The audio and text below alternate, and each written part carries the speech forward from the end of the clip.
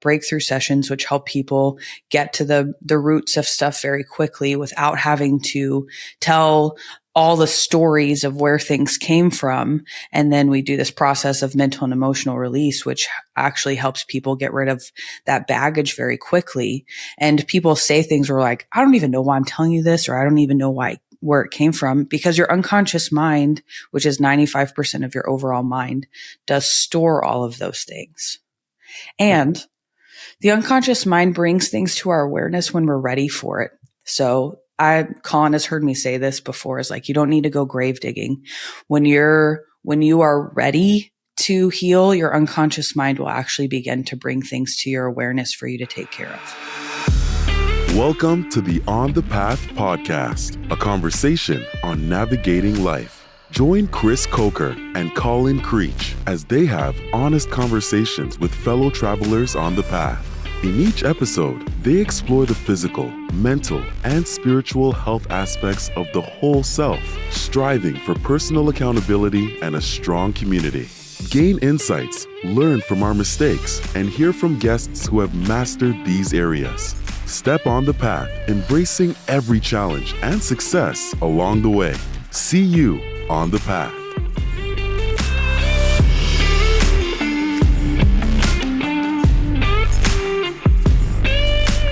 Today on The Path, we're excited to sit down for a conversation with Dr. Brittany Lashua, founder of Mind and Heart Counseling and the host of the podcast, Hey Best Friend.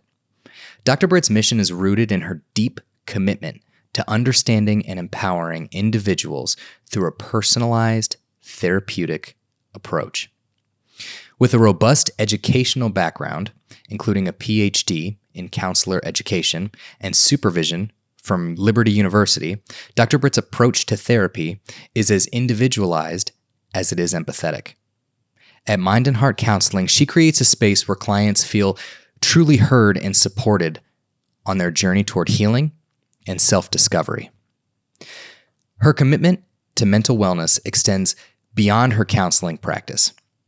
In her podcast, Hey Best Friend, she connects with a broader audience, sharing insights and fostering a community where listeners can explore the complexities of their lives in a supportive environment. Dr. Britt is a respected researcher and a speaker, contributing valuable insights to the broader mental health community. She's also a loving mother, a wife, and really just an all-around badass. In our conversation today, we're going to delve into the discussion with Dr. Brittany on how to create a space for genuine healing and the lessons that she's learned along the way. Now, join us on the path with Dr. Brittany Lashua. Welcome back to the Path podcast. We have a very special guest today, Dr. Britt. You heard her bio before, but I have to say that, she holds a special place in my heart because she's also been my therapist. And I don't think I'd be here and where I am today with Chris on the Path podcast doing what we're doing without all of her help and support. So we're really thankful to have you here today, Dr. Britt, and thanks for coming on the path with us. Glad to be here. Yeah, and this is my first time meeting you, so it's a pleasure to meet you. Obviously, we're going to go deep on a couple of questions a little bit later on, but I think a really good way to get to know somebody is also to just ask a question kind of out from left field here. So I want to know, if you woke up tomorrow and you were an international spy, what would your spy name be, and what would your first mission be? I don't know why, but the first name that came up to me is Veronica. What's her last name? I don't know, something lame, Smith. Something very, sorry if any Smiths listening to this, but something very, my maiden name was Uncle Bach, so that stands out. So Smith. And then my first mission would definitely be in Russia. I am undercover trying to infiltrate the system and figure out how we can stop missiles from hitting the United States. Love it. Now I'm going to have to try really hard to not accidentally call you Veronica at some point over the next hour. I'll just take off my glasses and respond. I would also say you'd be scarily good at that. Obviously you've gotten inside of my mind, and with the PhD and what you do, I feel like you'd be exceptionally good at that too. And probably, some people would have like an emotional breakthrough in the process. Yeah. And that's you mentioned you could take off the glasses. It's like Clark Kent 2.0. That's all he ever had to do to like show up as Superman, and nobody ever knew his secret identity. Somehow. We were all just duped. That's all you need. That's right. Well, okay. Well, we'll keep an eye out for Veronica and make sure that, we don't get duped on our side, but we're really glad you're on our side too. But now you're going to come into my office sometime and be like, "Hey, Veronica, how's it going?" Yeah. I'll see you next. I'll forget by then. So we'll be good. but I mean, diving in and you've had such, to me, you've had such a, impressive career. You do a lot of things. You're not just a therapist that, has her own business. You do coaching, you teach, you're a mom, you're going to have another one on the way too. So, very soon here, we'll have another member of the family. How do you, I want to know kind of more about maybe what helped you get what brought you to where you are today. Like, what is one experience that shaped who you are, that shaped Dr. Britt and brought her to where she is today, doing all these things and making such an incredible positive impact? It is really hard, honestly, to pick one thing. But I really went back, thinking back to my childhood 20 years ago now when I was 16. And my dad took a business risk and lost everything. He had been wildly successful. Everything that he had ever touched turned to gold, which is, pretty amazing. And he just invested in something that it was the wrong time and literally lost everything. So went from anything that you could ever want to struggling to keep the lights on, basically. And watching my parents, how they faced that together. So the resilience, that was such a part of that, of, all right, we're going to figure it out. We're going to get from point A to point B. And while we have all of this stuff in between, really watching how they navigated that, their faith center stayed the same all throughout it. They never lost that. They also continued to speak positively of the future, what's coming. And I think even that what's a part of that also is my parents would really encourage me and my brother that we could always become whoever we wanted to become as long as we were willing to pay that price. And so in the middle of that, there was watching them pay their price and staying connected truly to who they are as people and not forsaking that because it got hard. Yeah.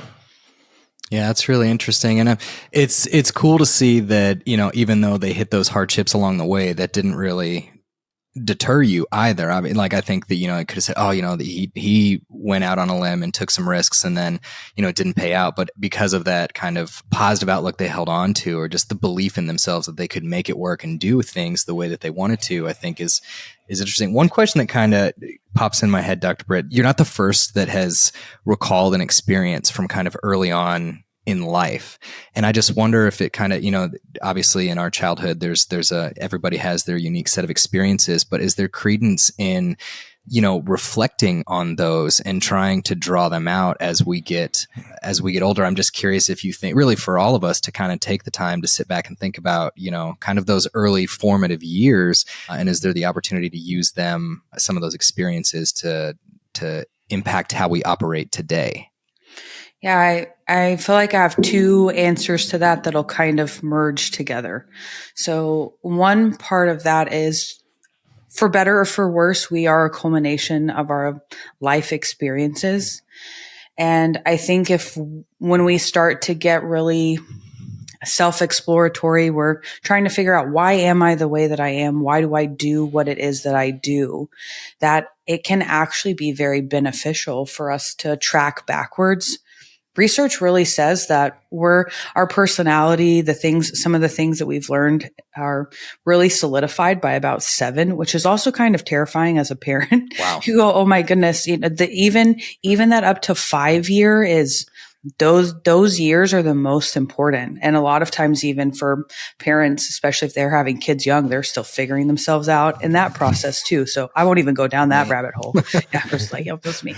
And so there's this huge path that we have to recognize that we are a part of where we came from, and we don't have to have identity in that.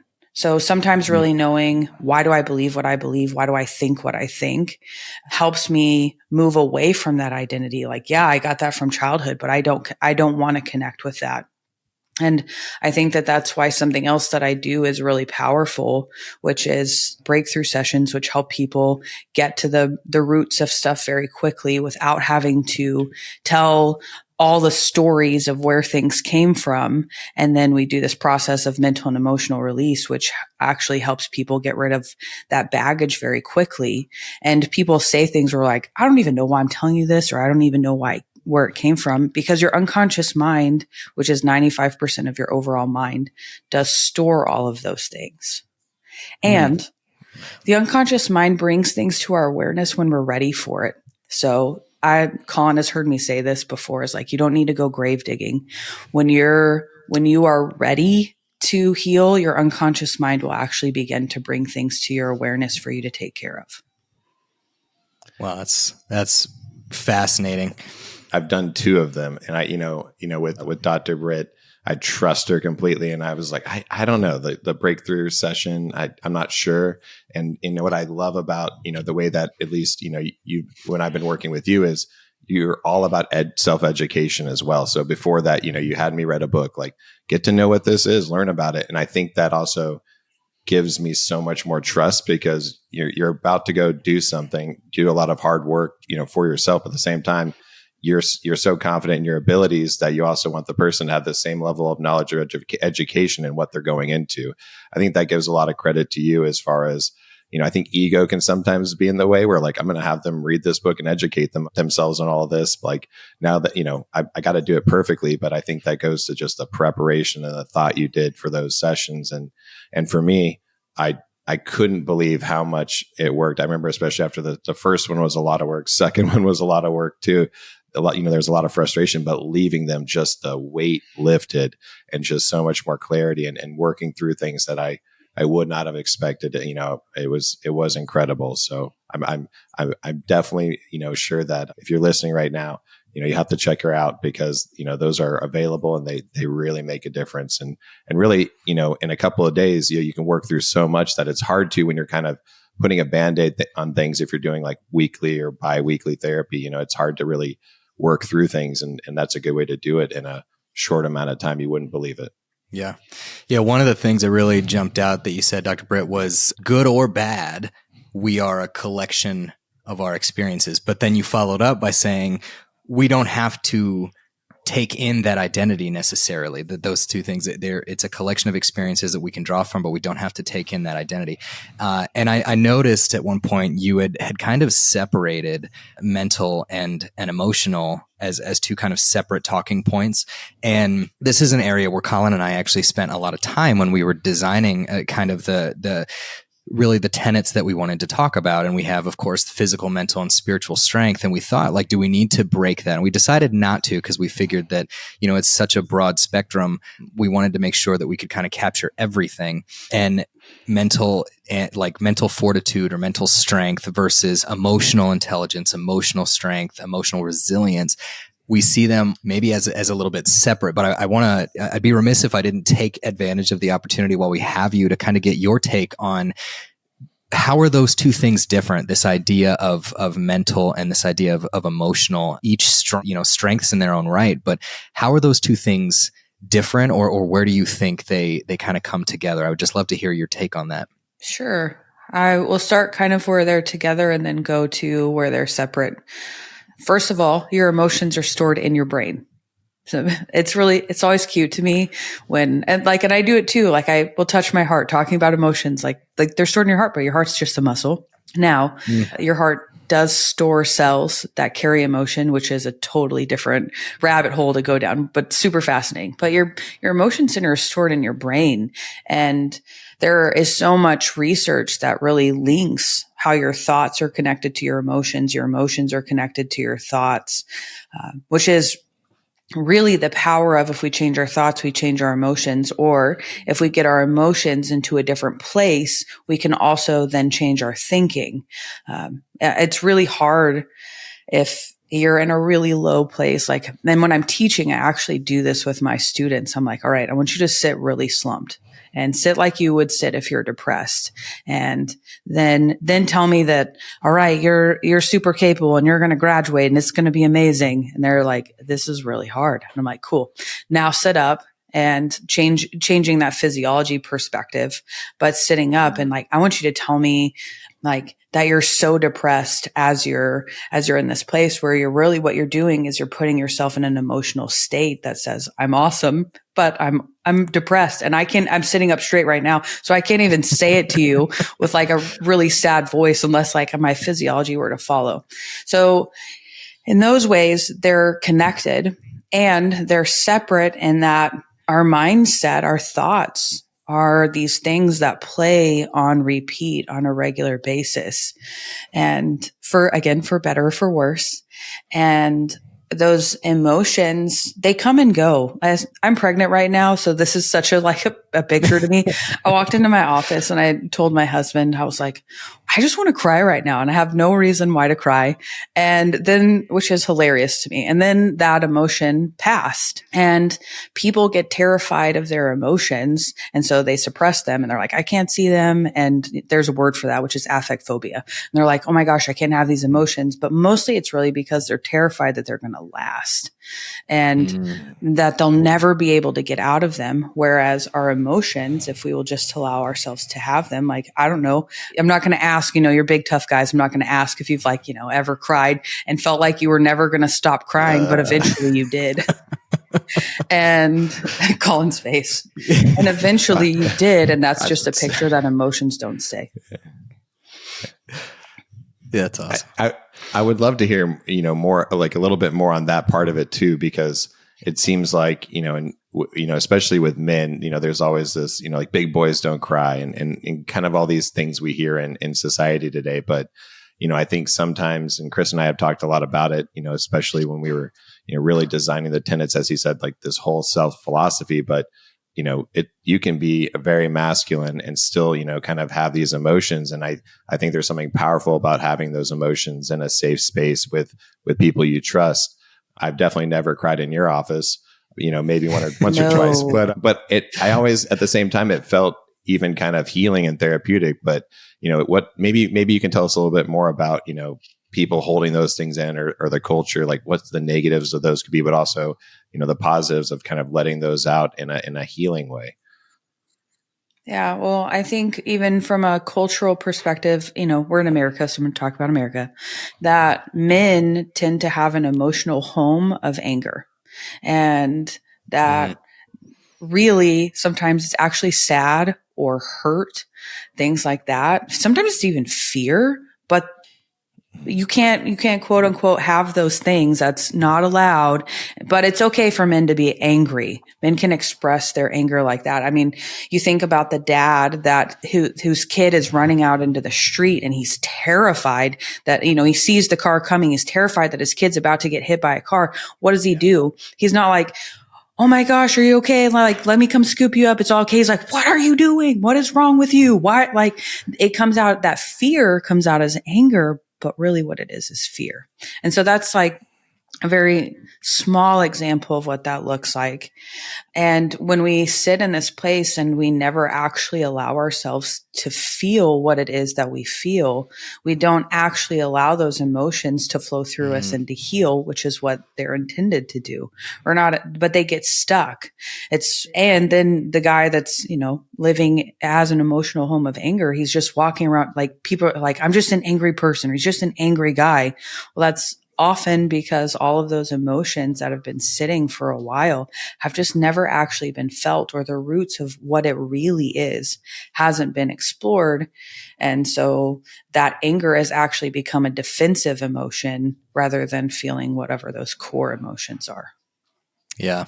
I have It's like you're in my head. I have done exactly that. I have, for those who are listening that don't know, I have 4 children. And, earlier you were mentioning kind of how formative, by how formed their personalities are by the age of 7. I'm thinking to myself, like, okay, 3 of my 4 are at or beyond the age of 7.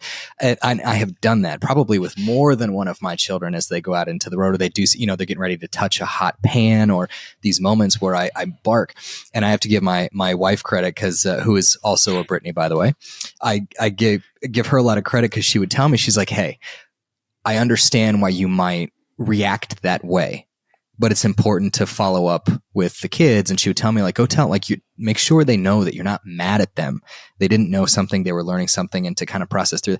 And I'll tell you, Dr. Britt, what surprised me is when I was first trying to do these things, is even that was kind of difficult, right? Because as the dad, I don't ever want to be wrong. I want to be able to kind of teach my kids and show them that I can lead them to become good people themselves. And so that's when the pride kicks in, and I would think to myself, like, I don't want to do that. But there's something really relieving in, going to the kids and saying, hey, I know I snapped at you a little bit, but it's because I was scared. I thought you might hurt yourself, and Dad doesn't want you to get hurt. So, let's just be careful next time. But I think it's good for them to hear that, but it was also good for me to actually verbalize kind of that process. Sure. Like, hey, I wasn't actually mad at you.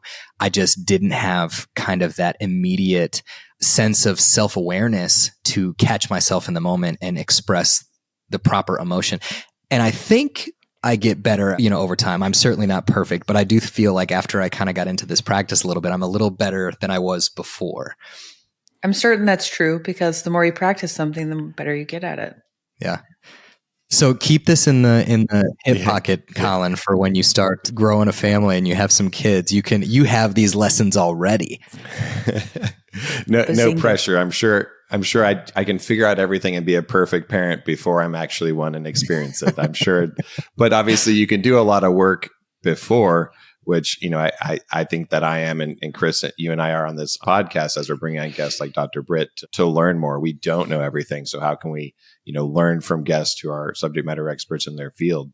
I think something you said, Dr. Britt, and it made me kind of think a little bit more broader is, you as a therapist, when people come into your office, we're really wondering, like, especially nowadays, there seems like there's, always so much going on, so much negativity, especially after, the pandemic and other things. It just seems like mental health is such a hot topic. What are some of the things you see that are maybe consistent across patients that come into your office, like the consistent things that they're dealing with, or the consistent things and trends that you're seeing where maybe it wasn't as much in 2019 as it is, after the last 4 years of so many different things going on? I think I see quite a bit of anxiety, which also, to me, anxiety is often a defensive emotion. And it's really people not being in touch with their emotions often. And that really, and they need to stop distracting. We live in the world of social media, and there is a distraction at our fingertips at any given point. Like, I can't tell you, it fascinates me when I go to do it, where I'm like sitting here doing something that I need to be focused on. And then I just like go to pick up my phone and I open up Instagram, and then I'm like, and I catch it pretty quick, but I'm like, what am I doing? And then I put it down, and we have these things that happen so quickly that you can get in a show hole for a long time. You could scroll Instagram for hours. You can do all of these things to distract. And by the way, I think people that are really growth minded sometimes or very intellectual, they like to listen and learn. They can also use those things, which are really good, to actually get in the way of quiet. Our brain actually is sorting through things in the quiet. But in the world that we live in, at least again in America, it is rarely quiet. You've always got a radio, podcast, whatever. And I actually have a personal practice of just I make myself driving quiet, not all the time, but of just allowing my thoughts to have space to exist and to be. And so I come back to people having anxiety as they come in and they're dealing with all of these things. And also people, when they're having anxiety a lot, what they do is they focus on the what ifs of how things could go wrong. And some of it's like, all right, we need to focus on the what ifs of what if it goes right? What if you go to have that really difficult conversation and it goes well? Let's get the brain to see that as a possibility rather than the negative only being the possibility. So I see that a lot. I see people really struggle these days with what I would call cognitive complexity, and emotional complexity is connected into that. And really what that is the ability to hold two opposing ideas at the same time without judgment. And in our current political, cultural environment, it is very much you've got this group of people and you've got this other group of people. And if you believe this, you're bad. And if you believe that, you're bad, or whatever it is, the way the labels and the things, and people don't actually allow themselves anymore, as often anyways, to see people as people.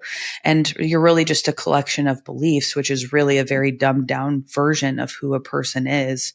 That, I don't know, just because you believe in a particular candidate or a particular faith or whatever it is, doesn't mean that you're just like everybody else that believes that. So I have clients coming in that really struggle with holding those two things at the same time, which also translates to judgment of self. Yeah. Yeah.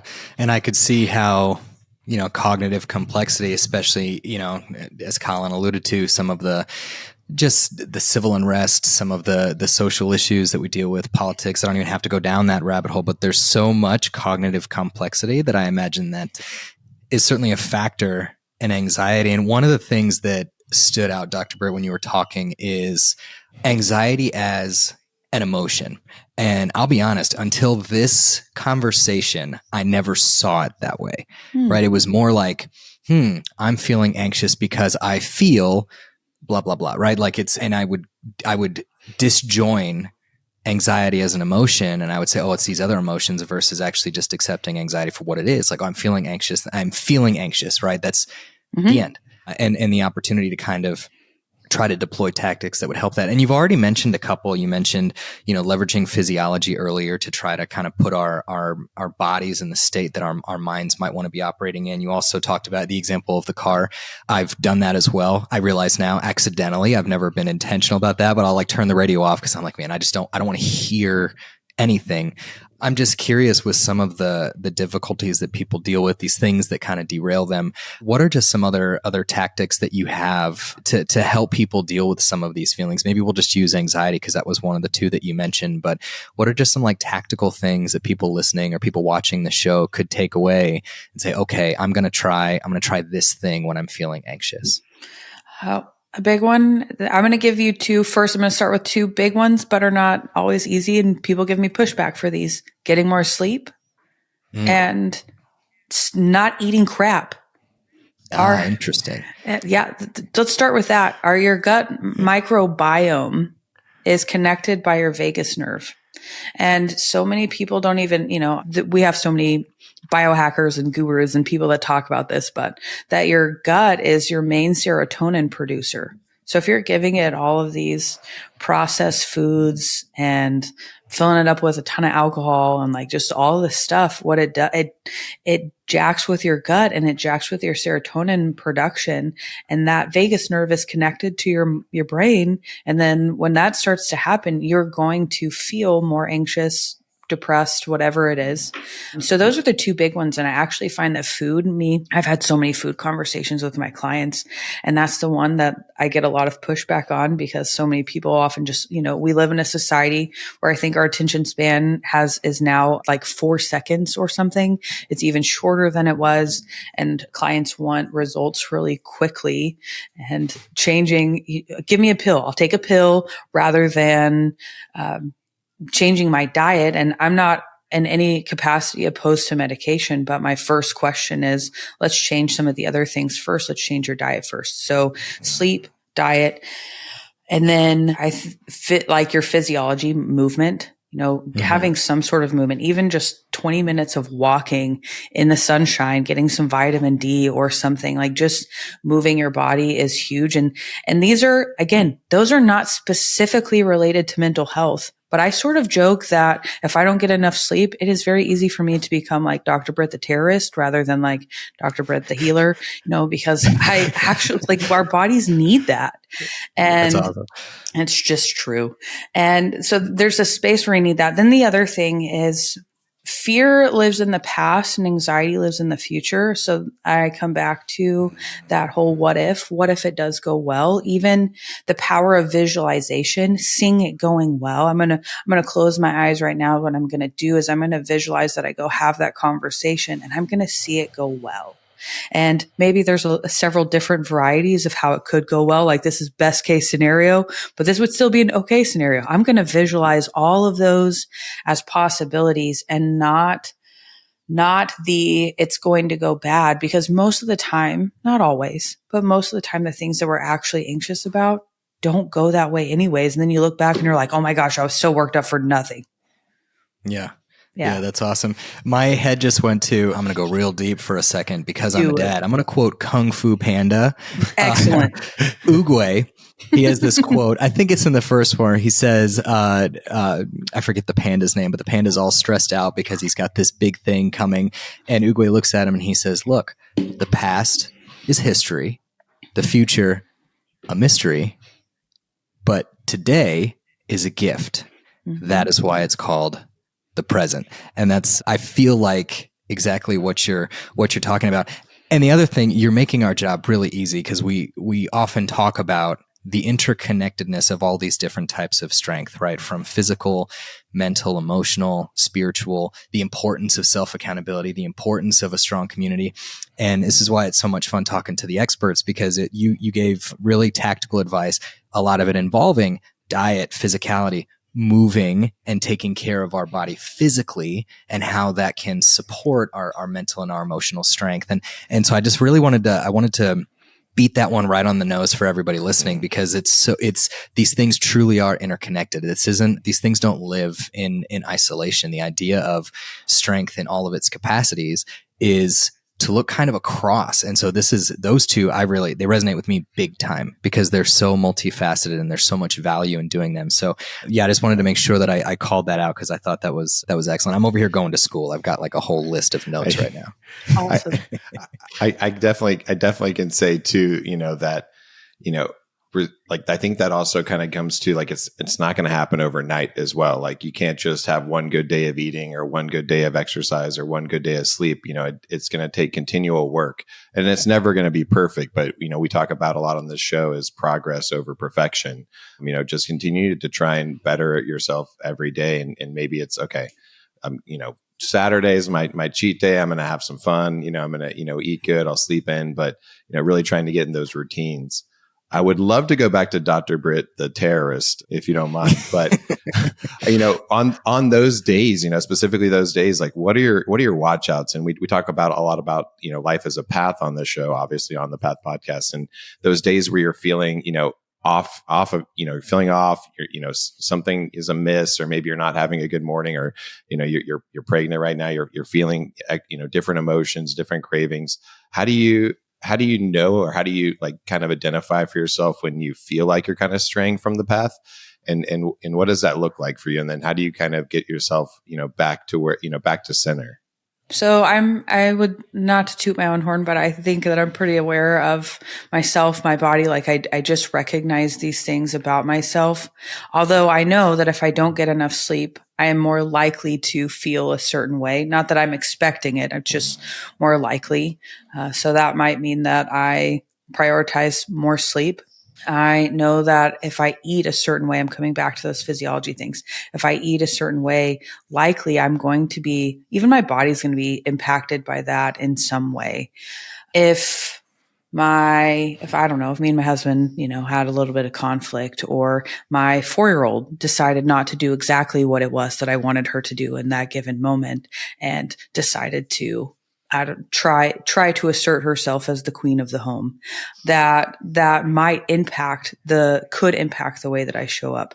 So I actually play this game with myself, which is how quickly How quickly can I get back to the state that I want to be in? And it is a game for me. And the reason I make it a game is because it's not about being perfect. I think when people begin to practice this, sometimes it's like days or hours, especially if they've been in certain states for a while. And so my game is like, all right, I've got a goal, 5 minutes. How quickly can I get back to where I want to be?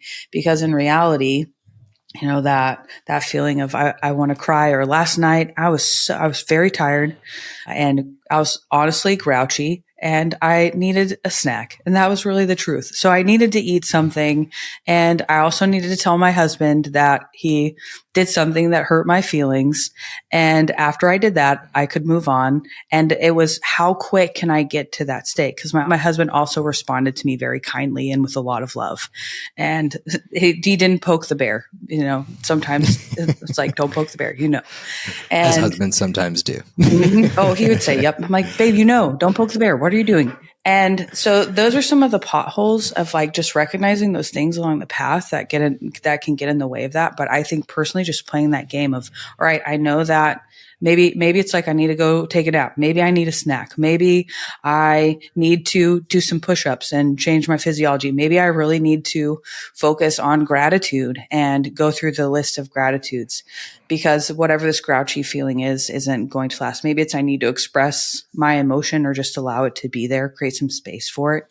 And so it's like learning these things in my personal map of what do I need to do? How fast can I get back to the state I want to be in? And just making it a game. Yeah.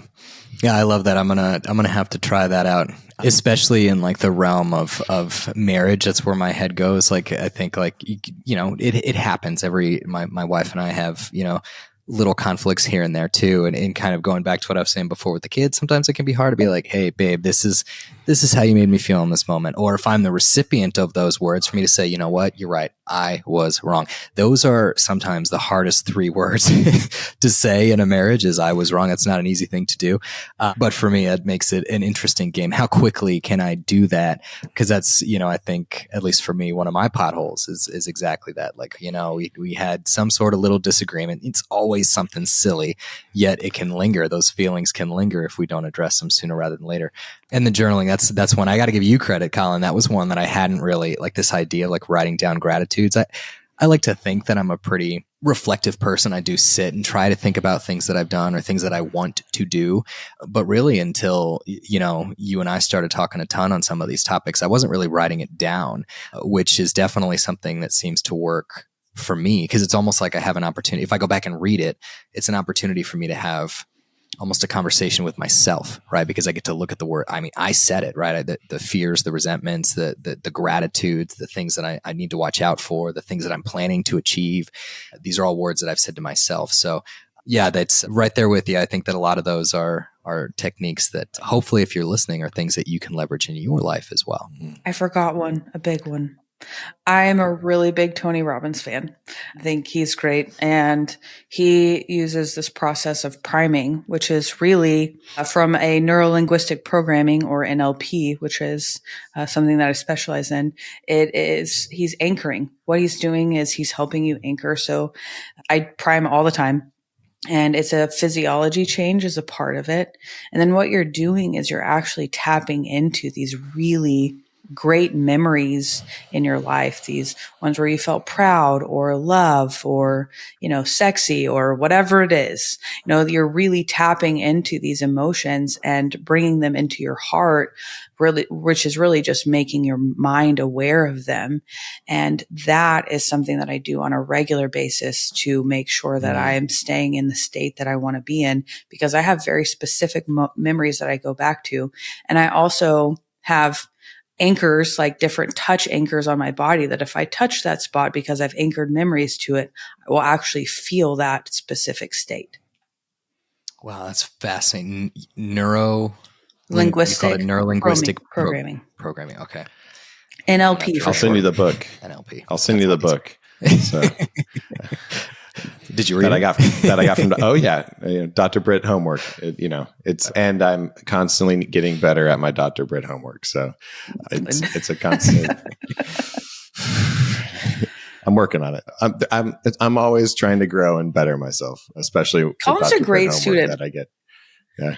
Don't be fooled. Colin's a great student. Pretty much everything that I have ever told Colin to do, to his credit, where I'm like, you know what? I don't know if this will stick. I want you to go try it though. For example, like when I was like, listen, we need to get your gut in a good place. I want you to go try Viome. Yeah. And he was like, on it. I want you to test your DNA and see how your body's responding to X, Y, and Z. On it. I want you to do this thing. I want you to read this book. To Colin's credit, he has been a really good student. It took him, he was a resistant student at first, but he was when he decided that he was going to be a really good student, he did everything that I told him to do, which is part of like in his own journey where the shifts happened. Good job, big dog. I mean, the first one I should have listened to is, Colin, maybe you're drinking too much. Like, no, it can't be the thing. Nah. But, I think, what'd you say? I said avoidance.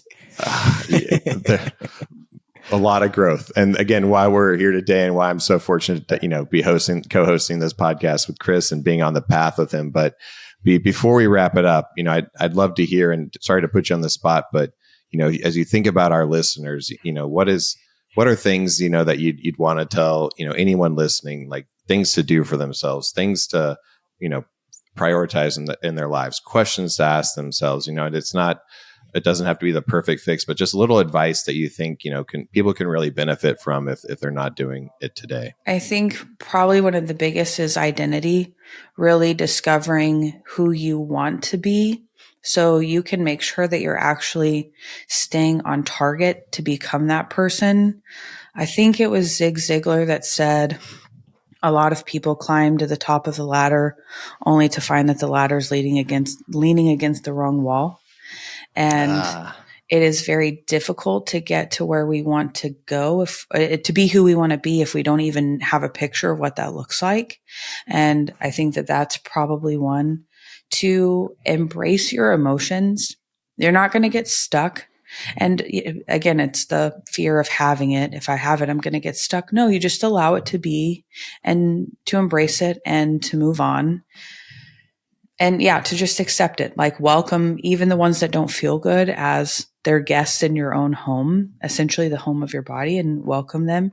But also that you don't have to stay there. I'm a very big proponent of focus versus stare. That if in a very short way for me to explain this, I dealt with infertility for 9 years. And so there was a lot of grief associated with that. And so I needed to allow my focus to experience that grief. But I didn't want to stay there because I knew that wasn't the home that I wanted to be in. I wanted to stay in a positive, hopeful, resilient sort of place. So I would allow myself, I would give it a glance, and then I would come back to my stare, much like when you're driving. If you look at one direction too long, you're going to run into something. So really allowing those negative emotions to have that glance and then come back to where you want to go. Those might be my big ones for now, I think, Colin. Well, last but not least, where can people find you? Where can people, get connected with Dr. Britt or potentially, utilize some of the different services that you offer? What's your favorite places for people to go to find about Dr. Britt? You can find me on Facebook or Instagram, Dr. Britt Lashua. And then I have a podcast called Hey Best Friend with Dr. Britt. And it is essentially like, hey, if you're talking to your friend that has a PhD, what would she say to you? How would this conversation go? So I think it's a very inviting one. That's probably the best places to find me. Love it. Love it. Everybody, you heard, check it out. Dr. Britt, thank you so much. It's been awesome meeting you. And I really appreciate all the advice that you dropped today. Thank you so much for joining us on the path. And for everybody else, we'll see you on the path. See you on the path.